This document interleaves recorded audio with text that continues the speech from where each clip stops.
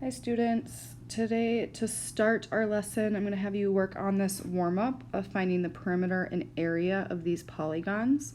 So pause the video, work on these 4 questions on your note sheet, and then when you're ready to check your work, unpause the video to see the answers. Alright, here are your answers for those 4 problems. So take a look, there's some work there. Remember, perimeter was adding all the side lengths together. An area for a triangle for number 1 was 1/2 base times height. For number 2, you do length times width, or base times height there again. Number 3, for the square, you can take the side lengths and multiply by each other, or you can take one of the side lengths and square it. And then for the trapezoid for number 4, remember, here's your formula for a trapezoid area, and you take the 2 bases and add them together, so 4 plus 10, divide that by 2, and multiply the height, which in this case is 4, to get your answer of 28. Today's lesson is on 1.4, perimeter and area in the coordinate plane. Our learning targets are that we can use classifying polygons, so we can classify polygons, we can find perimeters and areas of polygons in the coordinate plane. Our essential question is, how can you find the perimeter and area of a polygon in a coordinate plane? So, exploration number 1. You're going to work through this here. So a few hints. So for A, finding the perimeter of the quadrilateral, you need to find the length of each side here first. So your hint is that you're going to use Pythagorean theorem to create some triangles inside the square to help you find the side length of each of the sides. Part B, are adjacent sides of quadrilateral A, B, C, D perpendicular to each other? How can you tell? For this one, think about what perpendicular slopes are.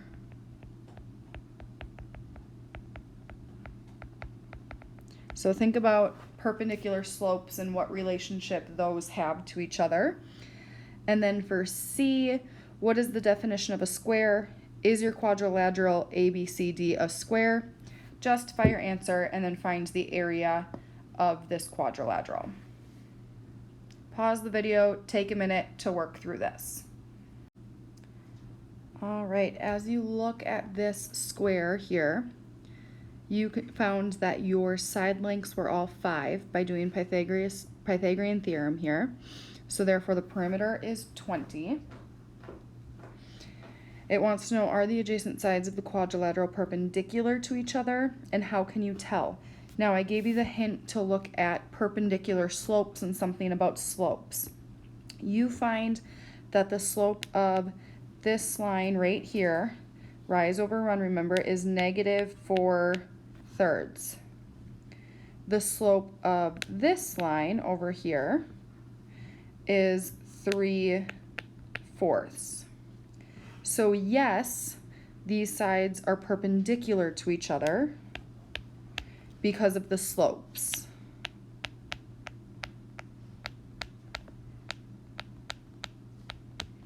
And it's because those two, -4/3 and 3/4, are opposite reciprocals. So they're the flipped of each other, and one's positive, one's negative.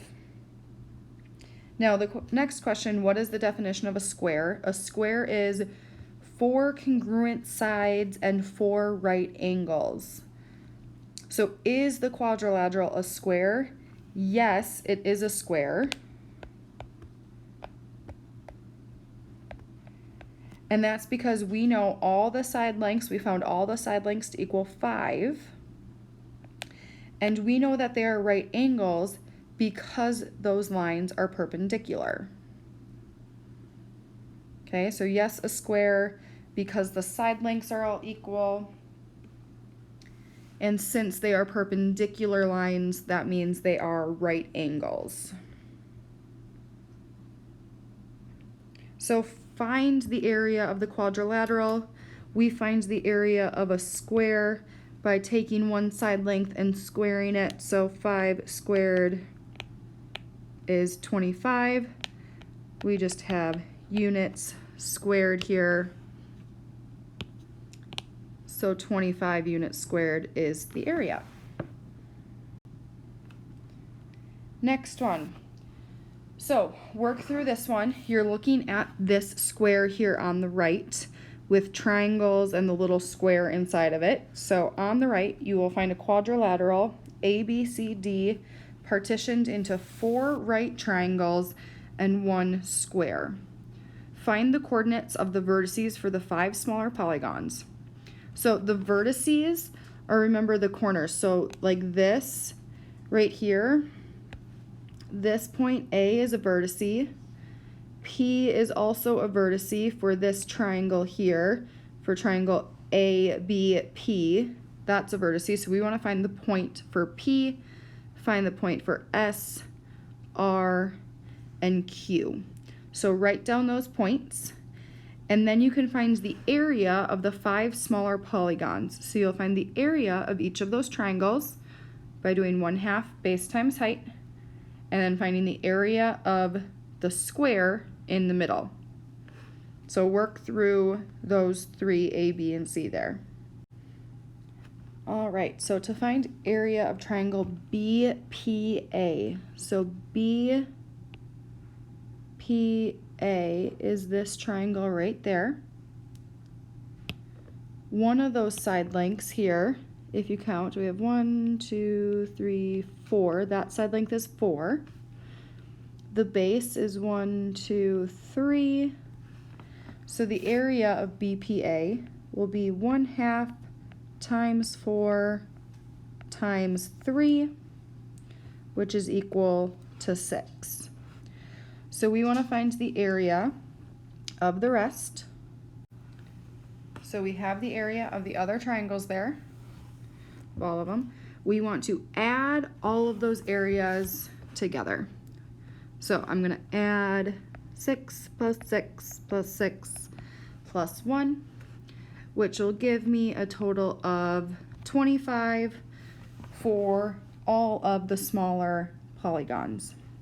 Now, part C says, is the sum of the area of the 5 smaller polygons equal to the area of quadrilateral ABCD? And justify your answer. So in order to find the area of that square, that means we need to know the side lengths.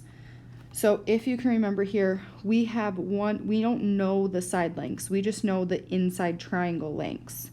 So if we look at that original triangle that I highlighted, BPA, we know one base is 3, the other base is 4.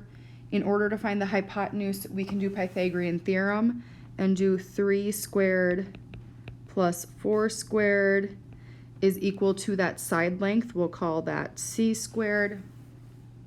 So we can work through that. We get 9 plus 16 is equal to C squared. Continue to work through this, add those together, take the square root of both sides, and so you get the side length to equal 5. So this is us justifying the answer that yes, the area of that square is going to equal the area of the smaller polygons, because now we know that the side length is 5, so the area of that square will be 5 squared, which is 25. So this area equals that area.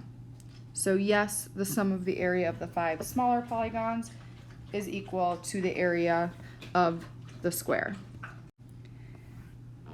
Next, we're looking at polygons. So in geometry, a figure that lies in a plane is called a plane figure. Recall that a polygon is a closed plane figure formed by 3 or more line segments called sides. Each side intersects exactly 2 times at one at each vertex, so that no 2 sides with a common vertex are collinear. You can name a polygon by listing the vertices in consecutive order. So I know the vertexes are like the points where they come together. So on this polygon in the top right, these are all my vertexes here. So this is just a fancy way each side intersects exactly 2 times, is a fancy way of saying that they just meet, each segment just meets one other segment on either side of it. So we want to know the names of all the polygons. So a 3-sided polygon we know is a triangle. A 4-sided polygon is a quadrilateral. And we want to go all the way up 10. We want to get 12 and then 13. Okay, so go ahead, pause the video here, copy these down, see if you can get all of them. All right, so here are all your names. So 5-sided figure is a pentagon, 6-sided figure is a hexagon, 7-sided figure is a heptagon, 8-sided figure is an octagon, a 9-sided figure is a nonagon, 10 decagon, 11 hendecagon, 12 a dodecagon. And then once we get past 12 and like all those numbers on, we're just going to say that it's a 13gon, or if whatever n is, we'll just say that it's an n-gon. So that all the numbers above that, we can just go through and say the number and add gon. Okay. Now, the other thing on this slide is convex polygons versus concave polygons. So over there to the left. Convex polygons sort of look like they're going outwards from the shape. They never kind of go inside the shape. Whereas a concave polygon, it sort of looks like it caves in. So you see how this part's going inside of the shape? So concave is it's going in. Some of the vertices are kind of inside the interior space. So this is our interior space here. The vertice there is inside the interior space, where none of these vertices over here cave in to go inside the interior space. So convex is everything's going out. Concave, everything, or at least one of the vertices is going towards the interior. Next, we need to remember our distance formula that we learned just the other day in class. We went through how we got the distance formula using Pythagorean theorem. We also need to remember all of our area formulas and perimeter, which we just went over in the warm-up. So remember, perimeter is just labeled units, while as area is labeled as units squared. So example number 1, classify each polygon by the number of sides and tell whether it is convex or concave. So A, we have 5 sides here, 1, 2, 3, 4, and 5. So we have 5 sides that we just counted. I'll erase those because those, okay. So a 5-sided figure, so 5 sides, means that this is a pentagon. Now, none of these vertexes are pointing in the interior, so therefore this is a convex polygon. Part B, if we count the sides here, 1, 2, 3, 4, 5, 6, 7, 8, 9, 10, 11, 12 sides here. So therefore this is a dodecagon.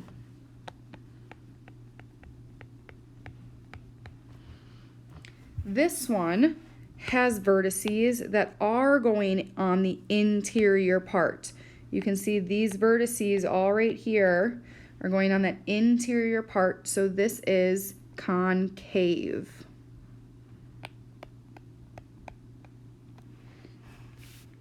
Okay, so it's a dodecagon that's concave. So look at these two, classify the polygon by the number of sides, and tell whether it is convex or concave. Pause the video, give yourself some time for these two, and then play it when you are ready for the answer. All right, so number one there is a pentagon because it has 5 sides, and it's concave because that vertex right here goes towards that interior space. It's caved in. Number 2 is a heptagon because it has 7 sides, and it's convex because all the vertexes are towards the outside. It's kind of all pushed out. Example number 2. This one wants you to find the perimeter of triangle PQR with vertices at P, -1, 4, Q, 2, 4, and R, 2, -1. So the first thing that you should do is graph those points. So I have graphed those 3 points. So I have my triangle here. I know that the top base there that's going horizontally that has a length of 3, whereas the length going vertically has a length of 5. So I can look at that and I can just see those lengths.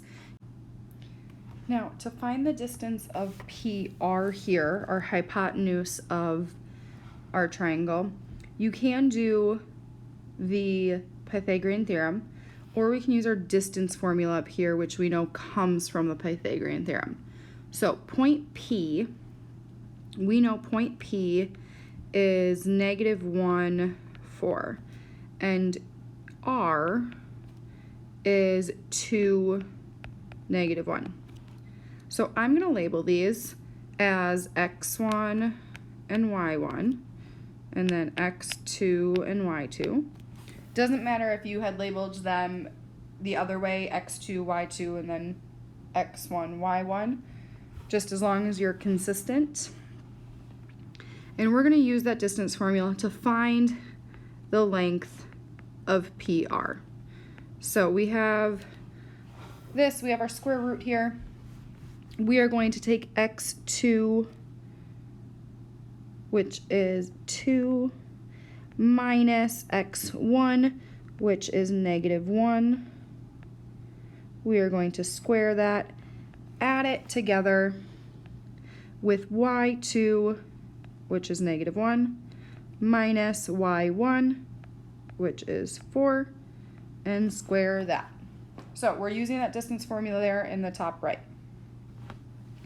So to solve this, I know that 2 minus a -1, those double negatives turn to addition, so 2 plus 1 gives me 3, still squared. Gonna do that to my other set of parentheses here. -1 minus 4. Remember, that's kind of like plus a negative, so it turns to -5 squared. We still have this all under that square root. Now 3 squared is 9. -5 squared is 25. We can add those two together to get 34, and I want to take the square root of that. So the square root of 34 is 5.83, and that is what the length of PR is. So 5.83 is that hypotenuse. We need to remember what the question was asking us. It was asking us to find the perimeter. So we want to add all of our side lengths together. So the perimeter equals 3 plus 5 plus 5.83 and we get 13.83 units as our final answer for the perimeter of that triangle. So on your own, do this one, plot those 3 points, and find the perimeter of the triangle. So here is your work with that distance formula to find that hypotenuse of the triangle. Add the distance of that with the distance of the other side lengths, and you get 20.6 units for the perimeter. Good. Next, example 3, we are finding area of triangle ABC with vertices at 1, 3, 3, -3, and -2, 3. So let's plot these points. We're at 1, 3, which is A. B, we're at 3, -3, and C, -2, -3. So here is my triangle.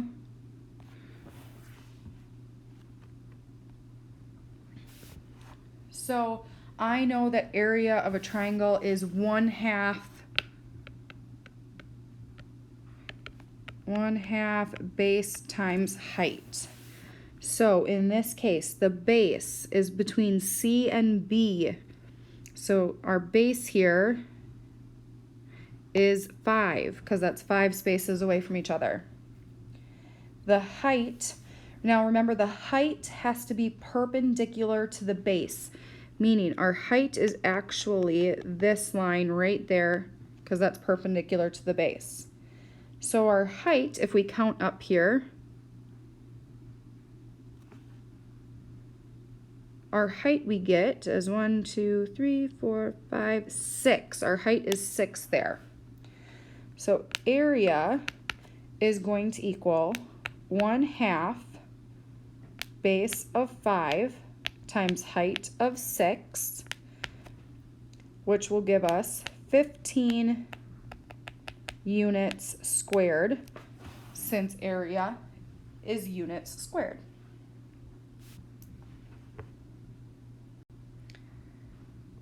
Looking at these next two, we're finding the area of the polygons here of these, either triangle in number 7, a square, or a rectangle in number 8. Go ahead and graph these and solve. You might need to do these on 2 separate graphs instead of 1, because they'll overlap each other a little bit, which might get confusing. All right, looking at number 7 here, I've drawn out our triangle, graphed our points. I noticed that the base was 5.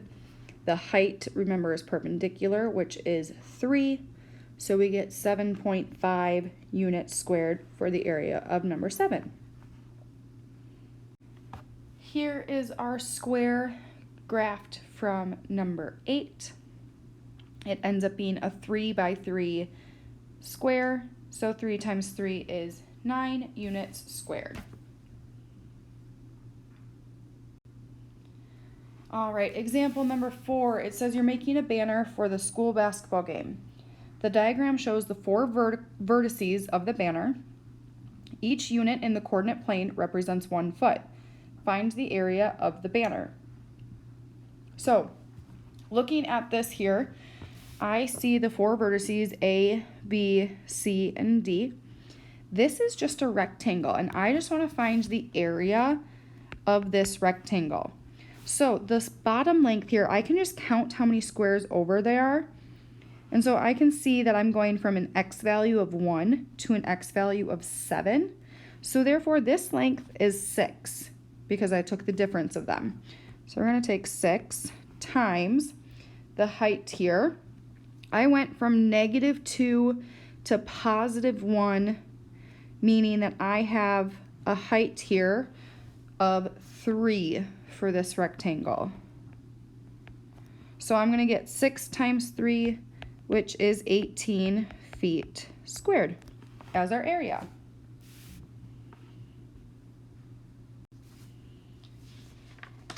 Example 5. Now, looking at this shape, we want to find the area of the shape on the coordinate plane.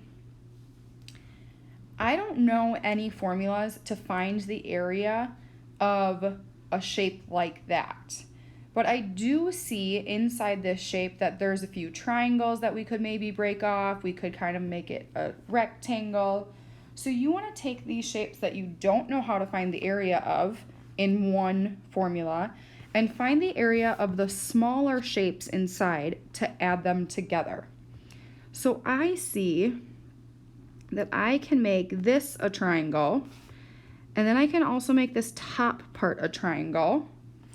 Let me use a different color here to really show that. So I'm making this triangle and this triangle there. So I can find the area of this triangle right here. We'll call that triangle 1. We'll call this top one triangle 2. And then this rectangle here is just rectangle 1. So let's start with triangle 1. We want to find the area of triangle 1. So 1/2 times the base of it, which we can see is 2, times the height of that, which is 7. And so the area of triangle 1 is 7. Now let's do triangle 2. So the base of triangle 2, we're going to do 1/2 times the base of triangle 2, which in this case is 9.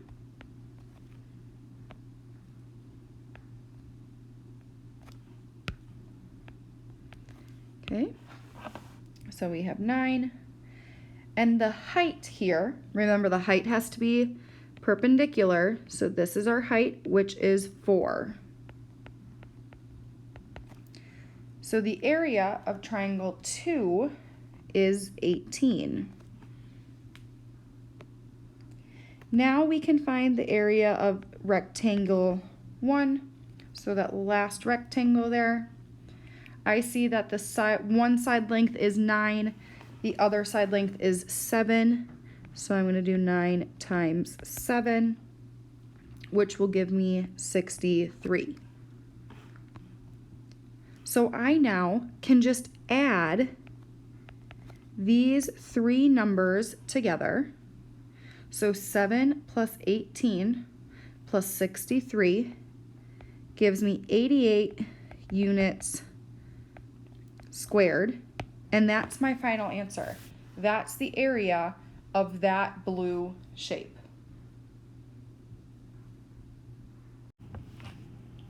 All right, example number 6. We're finding the area by subtracting. So we want to find the area of this shaded space, so all of this stuff. Again, we don't know how to find the area of a shape like that.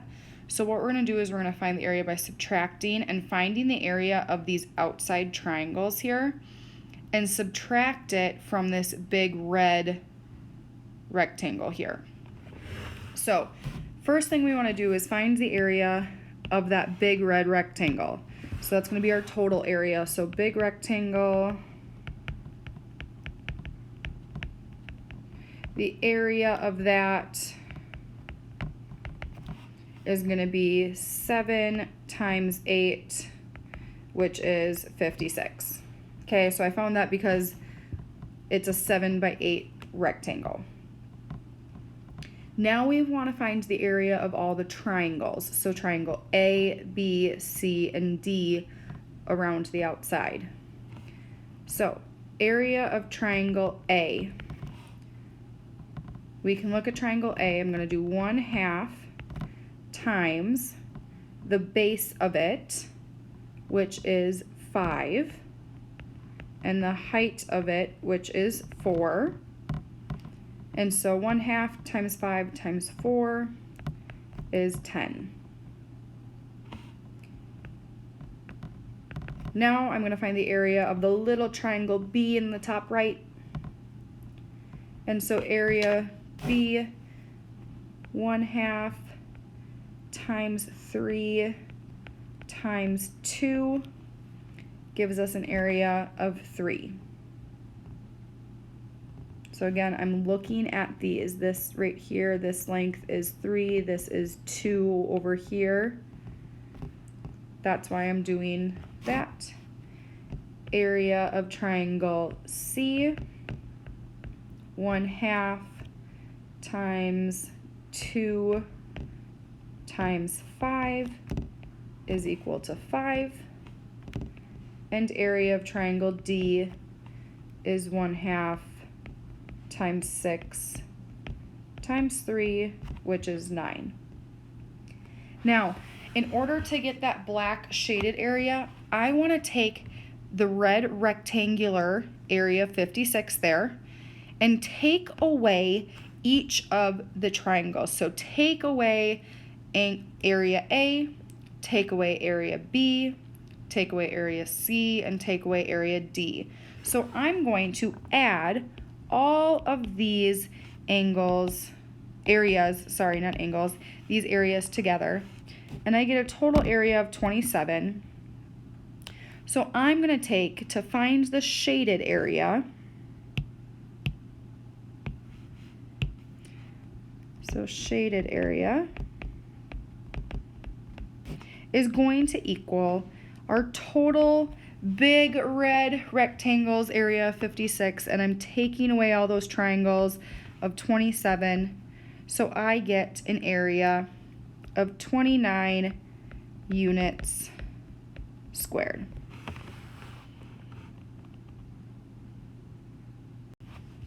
Last problem here. It says you are building a patio in your school's courtyard. In the diagram, the coordinates represent the 4 vertices of the patio. Each unit in the coordinate plane represents 1 foot. Find the area of the patio. So go ahead, pause this, find the area of that patio, and then hit play when you're ready to check your answer. So you find that your area is going to be equal to 4 times 5, since those are the dimensions of the patio. And so the area of the patio is 20 units squared. That brings us to the end. Nice work. Feel free to rewind the video if you have questions and want to go through it again. But please make sure you are taking your notes and you've written down all of this in your notes on your iPad, so that way you can have them completed. Nice work.